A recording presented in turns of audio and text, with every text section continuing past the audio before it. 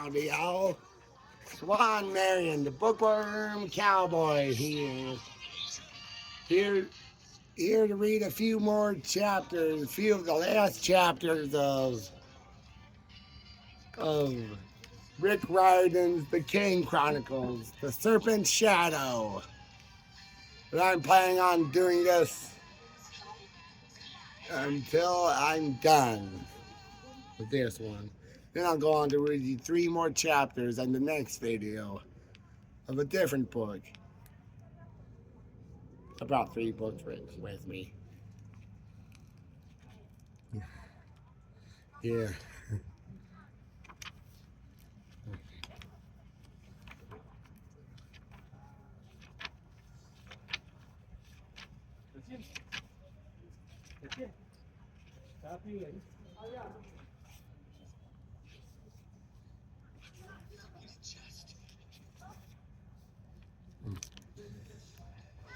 Chapter 21.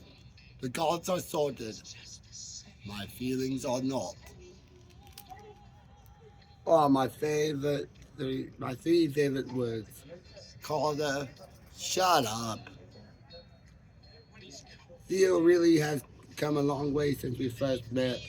I think there's any hope for her, even if she does fancy my brother. At any rate, Carter has wisely left the last bit of the story for me to tell. After the battle with the Apophis, I felt horrible on many levels. Physically, I was knackered. Tragically, I'd used up every last bit of energy. I was afraid I might have permanently damaged myself, as I had a smoldering feeling behind my sternum that it was either my exhausted magic reservoir or very bad heartburn. Emotionally, I wasn't much better.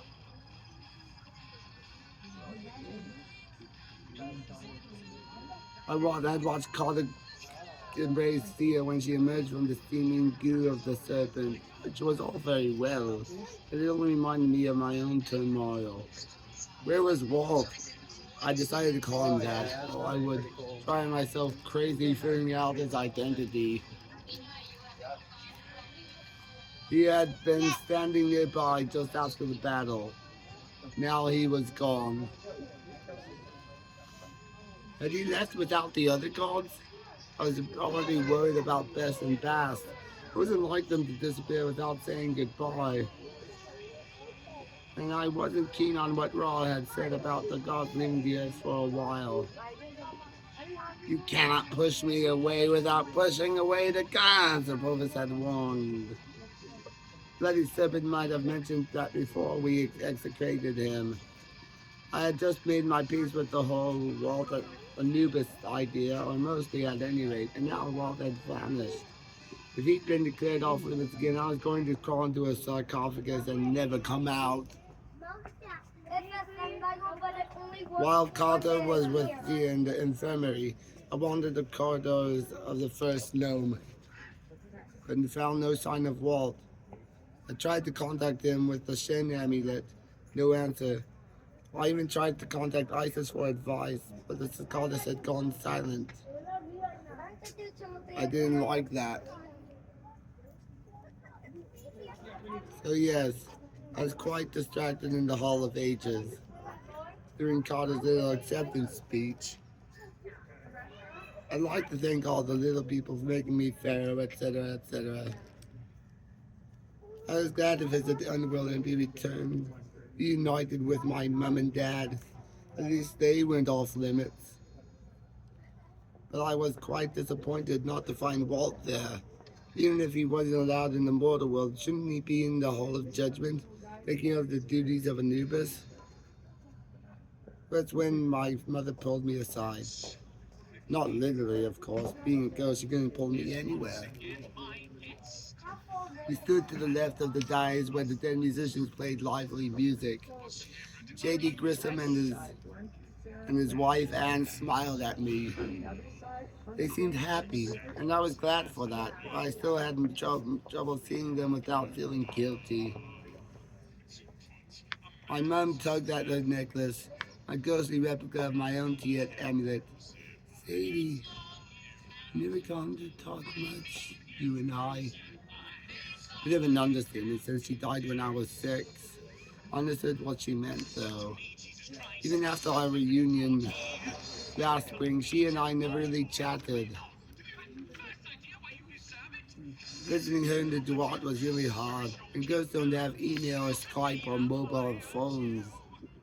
Even if they had a proper internet connection, friending my dead mother on Facebook would have felt rather odd.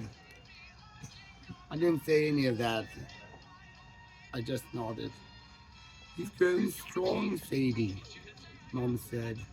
You've had to be brave for so long. Must be hard for you to let your defenses down. You're afraid to lose any more people you care about. I felt lightheaded, as if I were turning into a ghost too. Had I become see-through, like my mother? I wanted to argue and protest and joke. I didn't want to hear my mother's commentary, especially when it was so accurate. At the same time, I was so mixed up inside about Walt, or worried about what had happened to him. I wanted to break down and cry on my mother's shoulders. I wanted her to hug me and tell me it was all right. But certainly one can't cry on the shoulders of a ghost. I know, Mom said sadly as if reading my thoughts. I wasn't there for you when you were small. And your father, so he had to leave you in with Gran and Gramps. They tried to provide with you a normal life. You're so much more normal, aren't you? And now here you are, a young woman. She sighed. I miss you so much of your life. I don't know if you'll want my advice now. But for what it's worth, trust your feelings. I can't promise that you'll never get hurt again. But I can't promise you the risk is worth it. I studied her face, unchanged since the day she had died.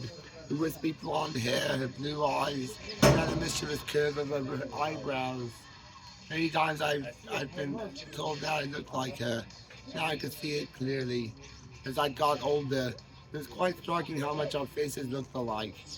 Put some purple highlights in her hair, Mom would have made an excellent Sadie stunt double. You're talking about Walt, I said at last. This is a hot chat about boys. Mom winced.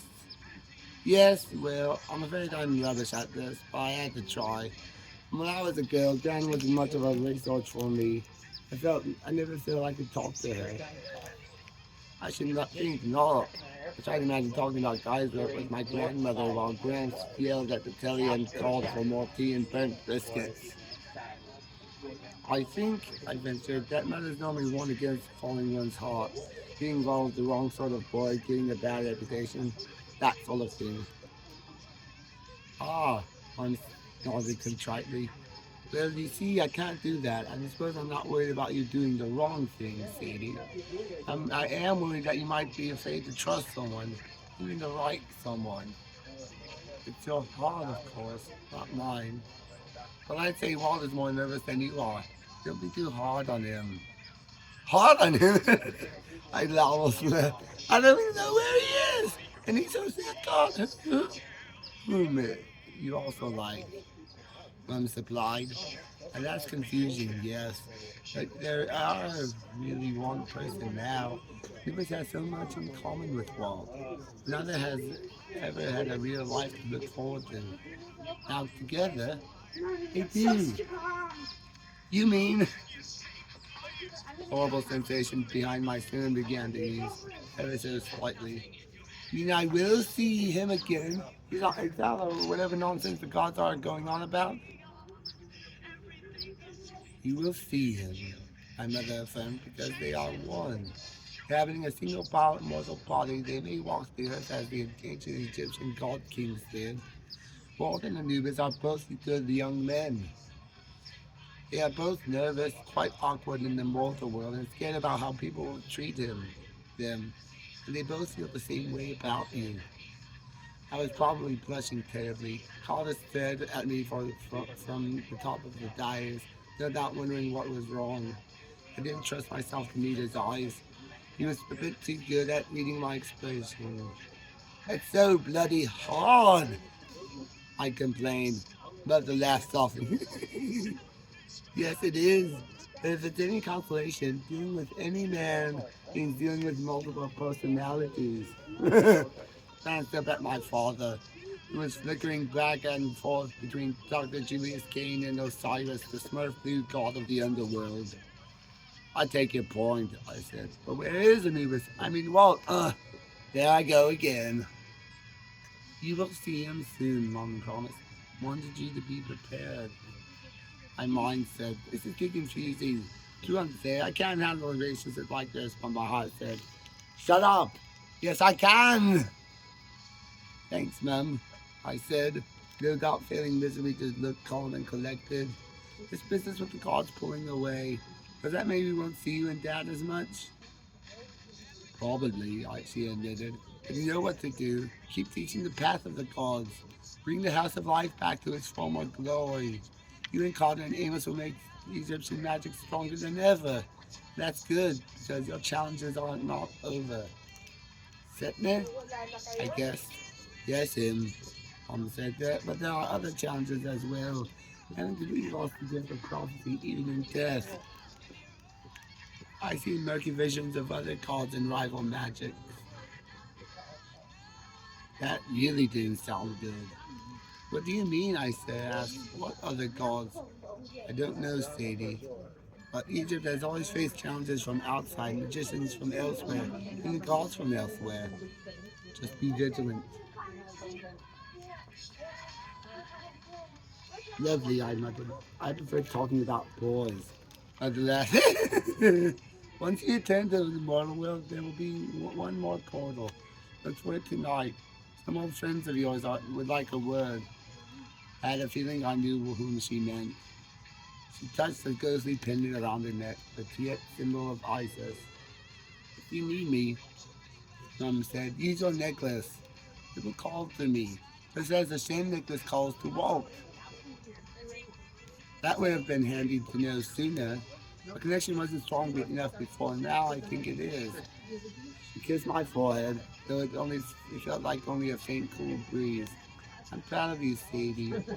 You have a whole life ahead of you. Make the most of it.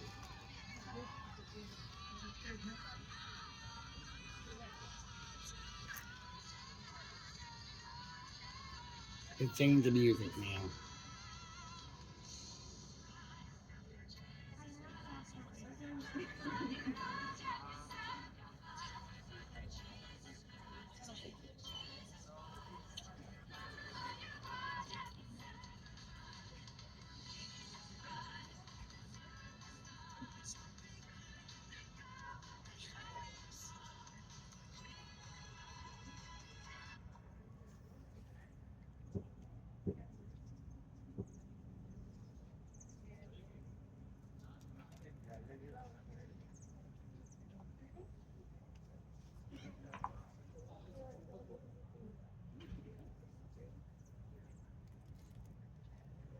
So you have it, and then there from there you can go higher, you can higher up RN, which has like different certifications.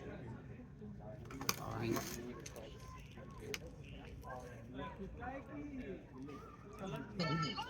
That night at Broken House, a swirling sand portal opened on the terrace, just as my mother had promised. That's for us, I said, getting up from the dinner table. Come on, brother dear.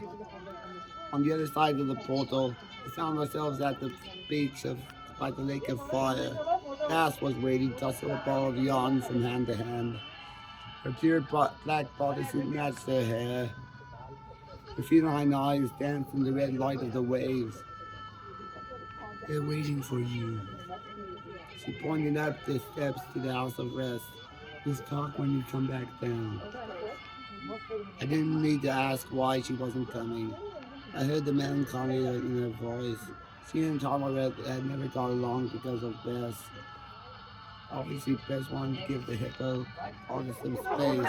I also wondered if my old friend was starting to realize that she let a good man get away. Kissed her on the cheek, then Carter and I climbed the stairs. inside the nursing home.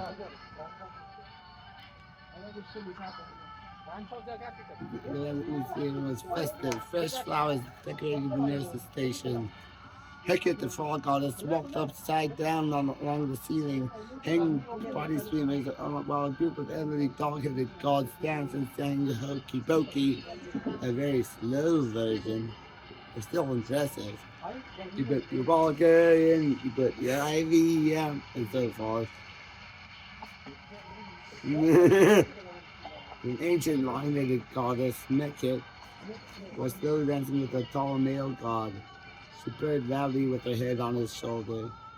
Father, look, I said, is that? Oh, Numerous! Tarek answered, trotting over in a nurse's outfit. Mekhet's husband! Isn't it wonderful? He said, sure, he created ago. Let's call the old gods to war. And nurse came jumping out of the supply closet. And he got up here, too. Let's think we're back. The war kicked him and makes him resist. The Hebrew goddess crushed us in enthusiastic code. My dears! Everyone is! You've given them new names!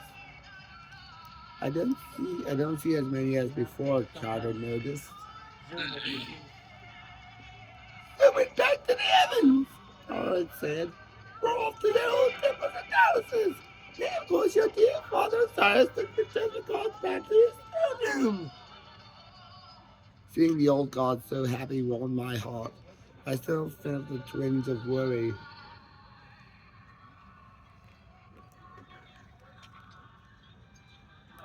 Twinge of worry. Will they stay this way? I mean, they won't fade again.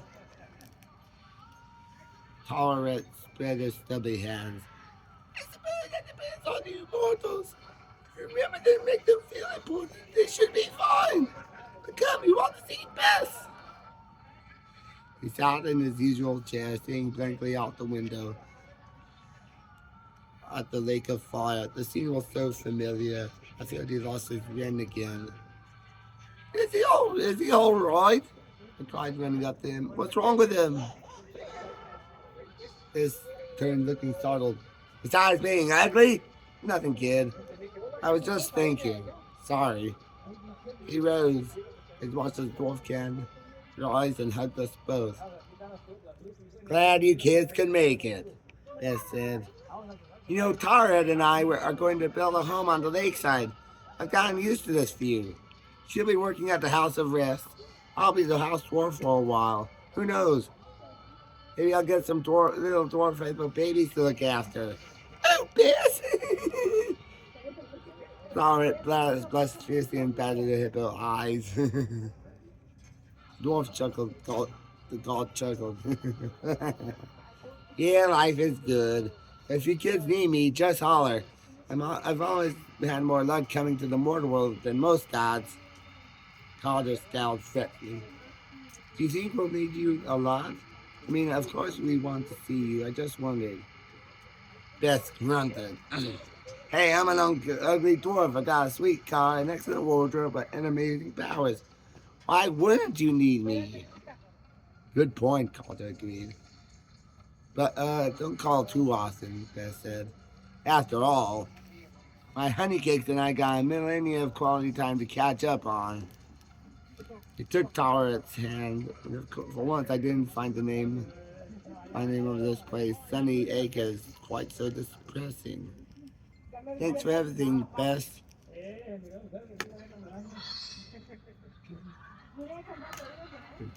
I said. Are you kidding? He said. You gave me my life back. And I don't just mean my shadow. I got to thinking because wanted some time by themselves, so we said our goodbyes and headed down to the steps to the lake. The white sand boulder was still swirling. Fast stood next to it, engrossed in a ball of yarn.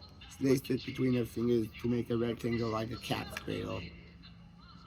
No, I didn't mean that as a pun, but it did seem appropriate. Having fun? I asked. Thought you wanted to see this. She held up the cat's cradle.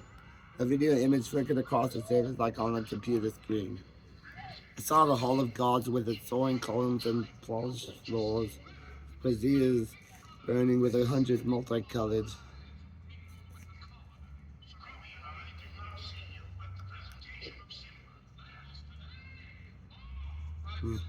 All across the columns and polished floors, braziers burning with 100 multicolored fires. On the central dais, the sunbug had been replaced with a golden throne. Horus sat there in his human form, a bald, muscular teen in full battle armor. He held a crooked flail across his lap, and his eyes gleamed. One silver, one gold. At his right stood Isis, smiling proudly, her rainbow wings shimmering. On his left stood Set, the red-skinned chaos god with his iron staff. He looked rather quite amused, as if he had all sorts of wicked things planned for later.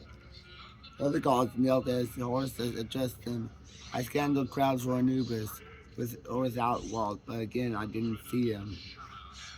I couldn't hear the words, but I reckoned it was similar speech to the one Carter had delivered to the House of Life. He's doing the same thing I did, Carter protested. I bet he even stole my speech. That copycat. Asked Clark disapprovingly. No need to call names, Carter. Cats are not copiers. We are all unique. But yes, what you do as a pharaoh in the mortal world will often be mirrored in the world of the gods. Worse than you, after all, rule the forces of Egypt. That, I said, is a truly scary thought. Carter swatted at me lightly on the arm. I just can't believe that Horus left without even saying a goodbye. It's as if he tossed me aside as soon as he was done using me and then forgot about me.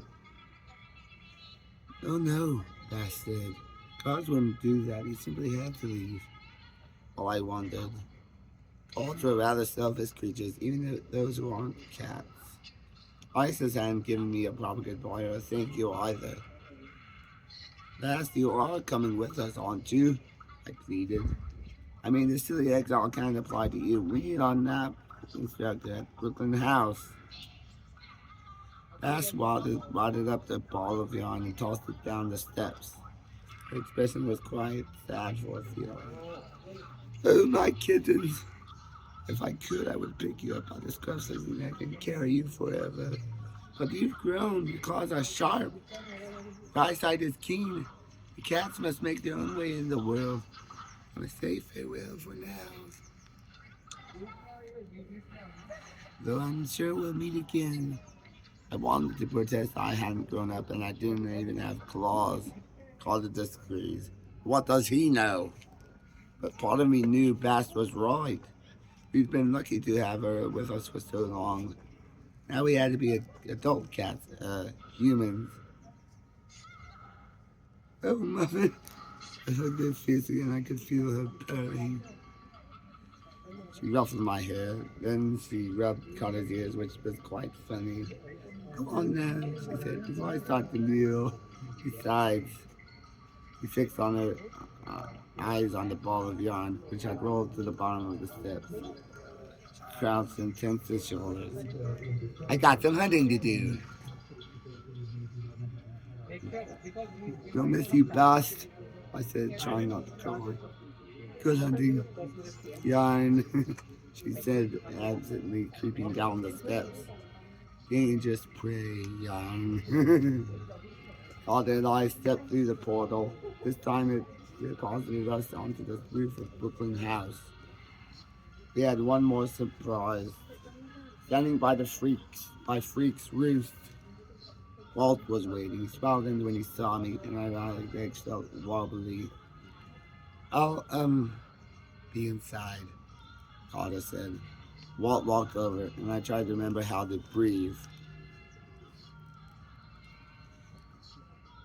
Chapter 22. The last waltz. For now. He changed his look again. The emeralds were gone except for one, the shin that matched mine. He wore a black muscle shirt, black jeans, a black leather duster, and black combat boots, a sort of mix of Anubis's and Walt's style. But it made him look like someone entirely different and new. Yes, his eyes were quite familiar. Warm, dark brown, and lovely. When he smiled, my heart fluttered as it always had. So, I said, is this another goodbye? There are quite enough goodbyes already. Goodbye. Actually, Walt said, it's more of a hello.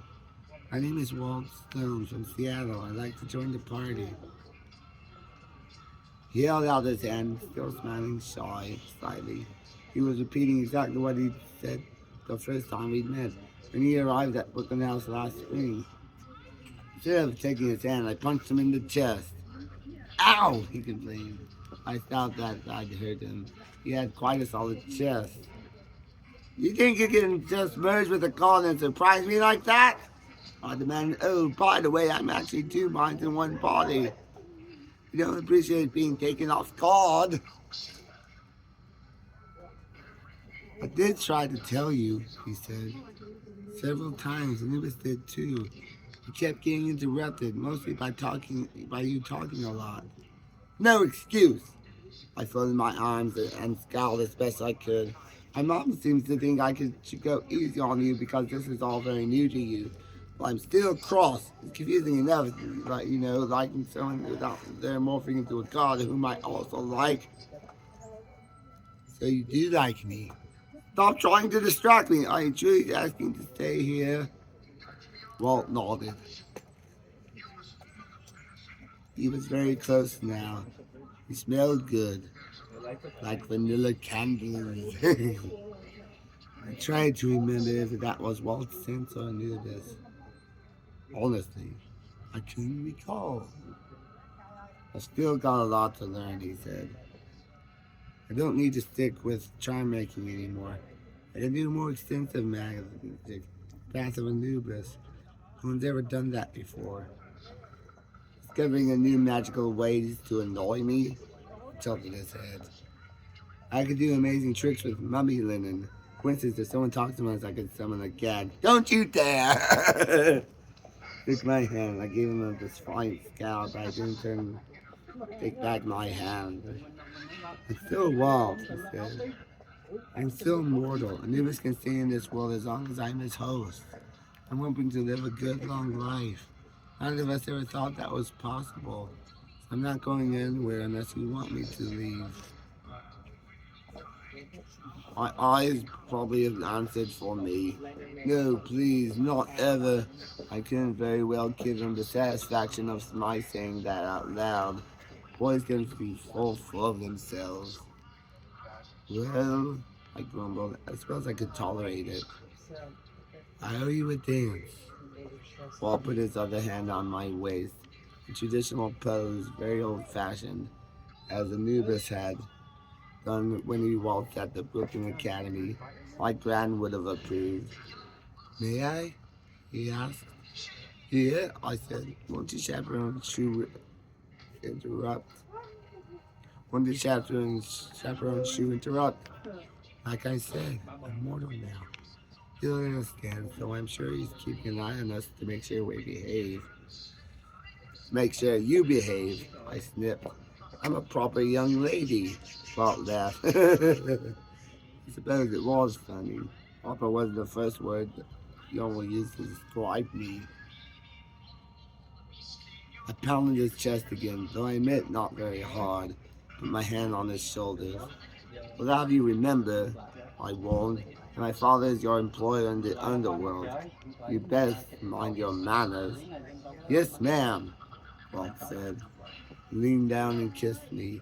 All my anger melted into my shoes. He started to dance. There was no music, no goofy dancers, no floating on air. Nothing magic about it. Freak was just curious, no doubt wondering how this activity was going to produce turkeys to feed the griffin. Old tar roof creaked under our feet. I was still tired from my long battle, and I hadn't cleaned up properly. No doubt I looked horrid. The wine could meld into Walt's arms, which is basically what I did. So you'll let me stick around? He asked, his breath warm on my scalp. Let me experience a typical teenage life. Well, I suppose. I looked up at him. It took no effort at all to see to slip my vision into the water and see Anubis there, just under the surface. But it really wasn't necessary. This was not the new boy in front of me, and he was everything I liked. Not that I'm an expert at myself. There is one rule I insist on. Yes? Anyone says if you're taken, I said. If anyone says you're taken, I said, the answer is yes. I think I can live with that. Promise. Good. I said it because you don't want to see me cross. Too late. Sub and dance wall. We did. With the music of a psychotic griffin screaming below us, and the sirens and the horns of Brooklyn waiting below. It was quite romantic. So there you have it.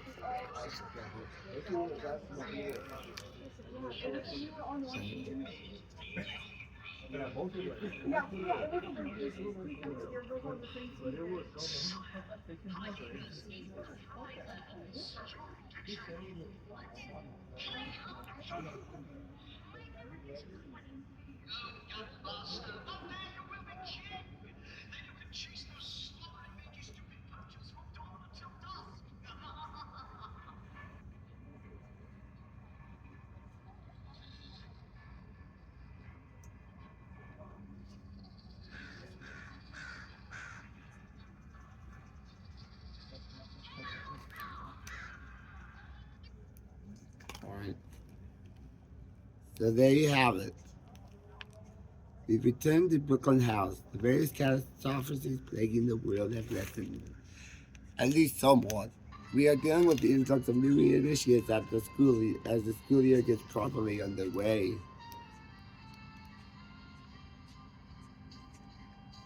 It should be obvious now why this may be our last recording. We're going to be busy training and attending school and living our lives. I doubt we'll have time to reason or send out any more audio pleas for help. We put this tape in a scare box, sending it along to the chap who's been transcribing our adventures. Carter seems to think the postal service will do. I think I'll give it to Khufu who will carry it through the Duat. What could possibly go wrong? As for us, don't think our lives will be all fun and games. Amos couldn't leave a mob of teens unsupervised, and as we don't have baths anymore, Amos has sent a few adult musicians to Brooklyn House as teachers. Read, chaperones. We all know who's really in charge. Me, oh yes, and perhaps the Carter a bit. Little bit. Not done with trouble either. So worried about that murderous ghost Sydney, who's on the loose in the world with a devious mind, horrible fashion sense, and the Book of Toast. I'm also puzzling over my mother's comments about rival magic and other gods. No idea what that means, but it doesn't sound good. In the meantime, there are still hotspots of evil magic and demon activity all over the world that we have to take care of. We've even got reports of unexplainable magic as close as Long Island. Probably have to check that out. But for now, I plan on enjoying my life, annoying my brother as much as possible, making Walt into a proper boyfriend while keeping the other girls away from him, most likely with a flamethrower. My work is never done. As for you lot out there, listening to this recording, never too busy for new initiates. You have the blood of the pharaohs. What are you waiting for? Don't let the magic go to waste. Brooklyn House is open for business. The end.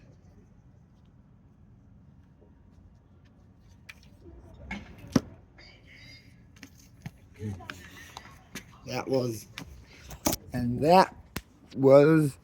the end of Rick Riordan's The Kane Chronicles.